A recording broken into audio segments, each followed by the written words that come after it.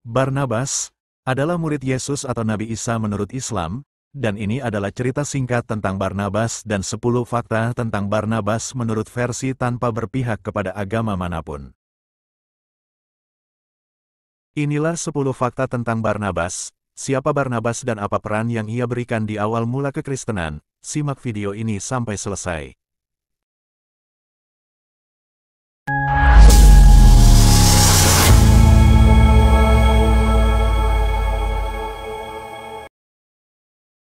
Sepuluh fakta tentang Barnabas. 1. Asal-usul dan nama yang baru. Barnabas, yang nama aslinya adalah Yusuf, lahir dari suku Lewi dan berasal dari Pulau Siprus, sebuah daerah yang terkenal dengan kekayaan budaya dan pengaruh Helenistik. Sebagai seorang Yahudi diaspora, ia tumbuh dalam lingkungan yang memadukan hukum Taurat dengan pengaruh dunia luar.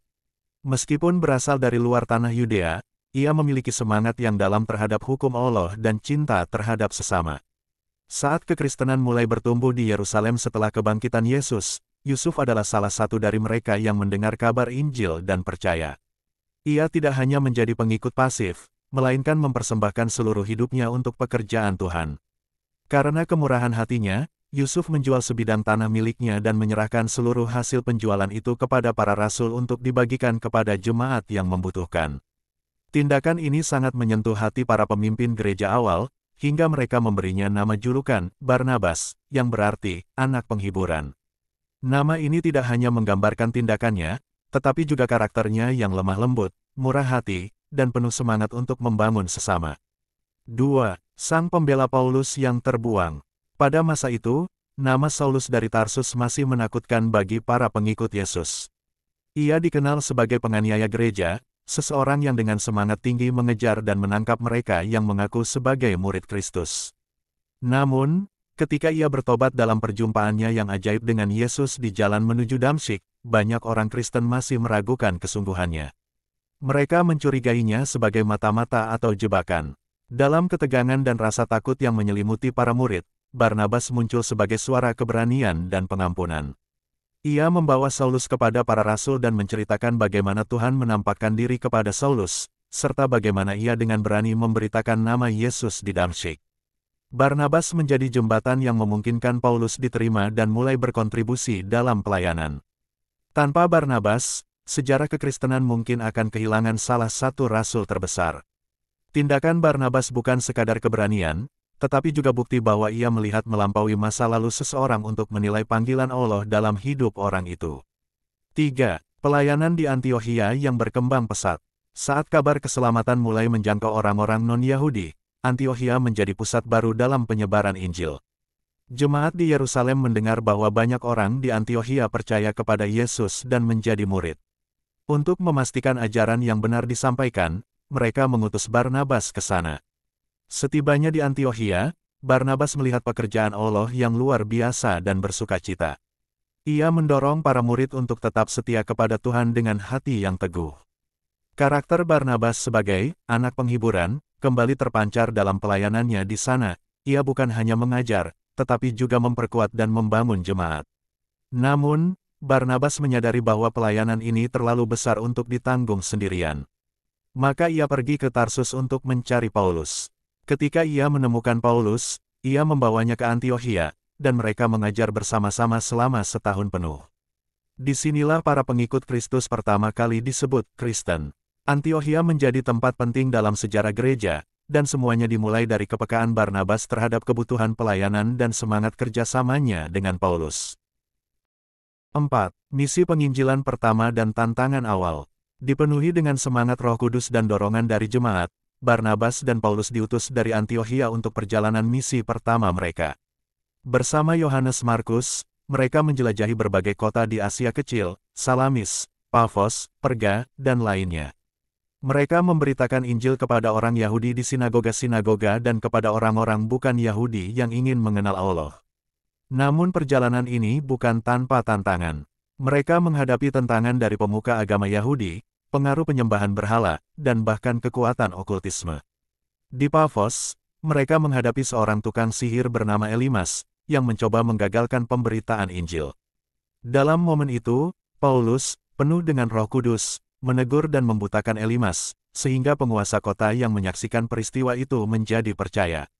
Meski pelayanan mereka berdampak besar, Yohanes Markus memutuskan untuk kembali ke Yerusalem, meninggalkan mereka di tengah perjalanan.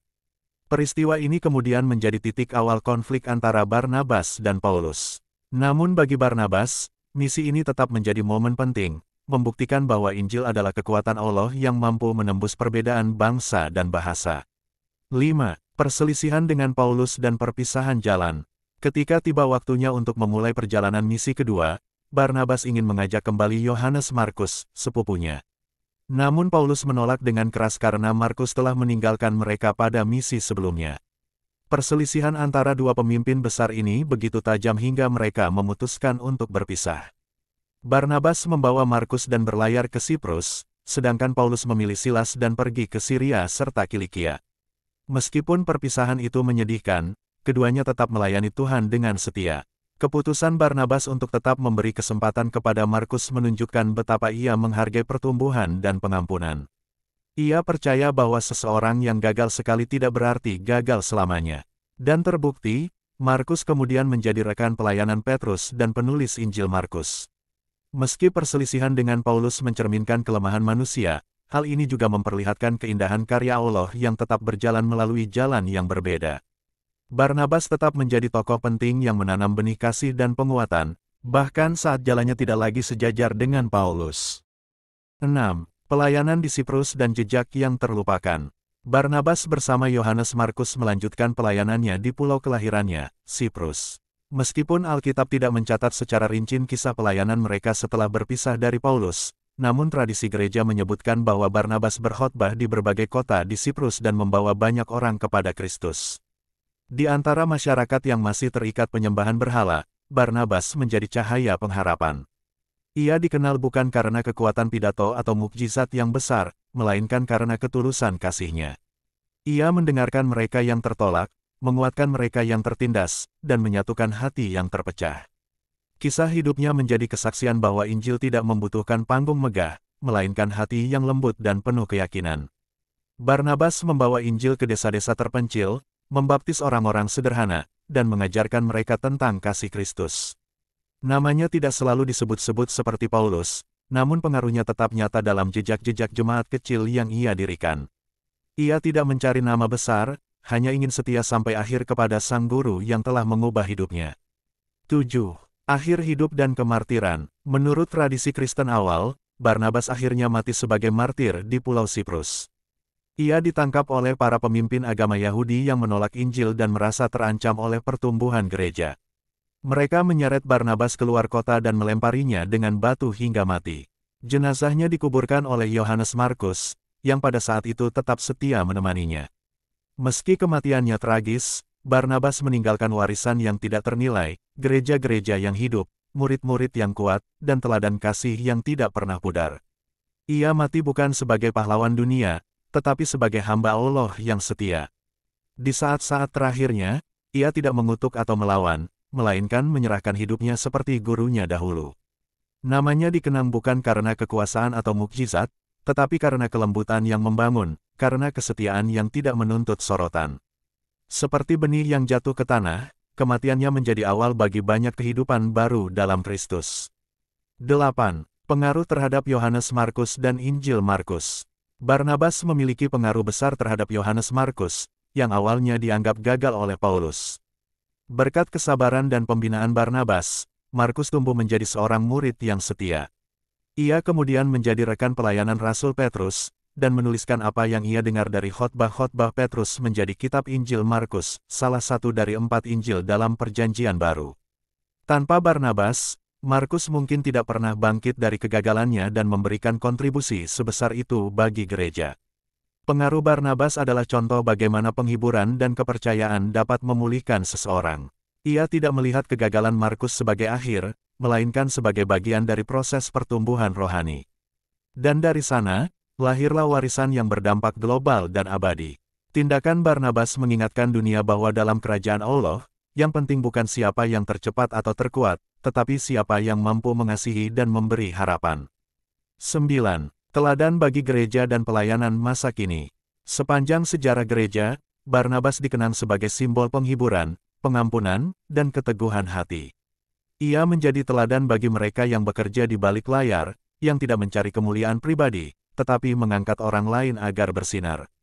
Dalam dunia yang sering menghargai kekuatan, ketenaran, dan pencapaian individu, Barnabas menunjukkan nilai kesetiaan, kerendahan hati, dan pelayanan dalam diam. Ia adalah pemimpin yang membangun pemimpin lain, ia memperkenalkan Paulus, membina Markus, dan menguatkan jemaat. Gereja modern banyak belajar dari sosok Barnabas untuk tidak cepat menghakimi, untuk memberi kesempatan kedua, dan untuk selalu melihat potensi di balik kekurangan. Barnabas tidak hanya melayani dari mimbar, tetapi juga dari pelukan, senyum, dan kata-kata penguatan yang tulus. Ia bahwa dalam Kristus, kasih adalah bahasa yang paling berkuasa. 10. Warisan yang hidup selamanya. Barnabas mungkin tidak menulis surat-surat seperti Paulus, atau melakukan mukjizat seperti Petrus, namun warisannya hidup dalam jiwa gereja yang penuh pengharapan. Ia adalah pelopor misi lintas budaya, pembela mereka yang ditolak, dan penguat hati yang lemah. Namanya dicatat dalam kitab suci, bukan karena pencapaian besar yang gemilang, tetapi karena kesetiaan yang teguh dalam segala musim. Hingga hari ini, gereja-gereja di Siprus dan sekitarnya masih menghormati Barnabas sebagai pendiri rohani mereka. Kisahnya menjadi inspirasi bahwa Tuhan memakai siapa saja yang bersedia, tak peduli seberapa besar atau kecil peran mereka.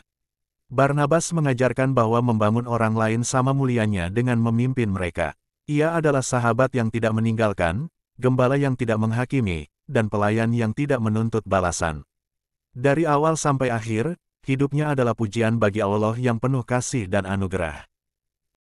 Itulah 10 fakta tentang Barnabas. Betapa dia begitu setia kepada Yesus pada awal masa kekristenan.